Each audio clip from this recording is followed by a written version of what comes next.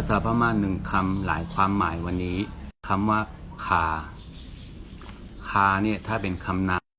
แปลว่าเอวอย่างเช่นขาหน้าแดขาใกล้แดปวดเอวถ้าเป็นคำคุณศัพท์แปลว่าขมรสชาติขมตีอตีขาแดผลไม้นี้ขมผลไม้นี้มีรสชาติขมคำที่สองปลาถ้าเป็นคำนามแปลว่าแก้มเราเนี่ยปลาหนับแพะแปลว่าแก้มสองข้างแต่ถ้าเป็นคำคุณศัพท์แปลว่าบางอย่างเช่นตีซาโอปาแดหนังสือเนี้ย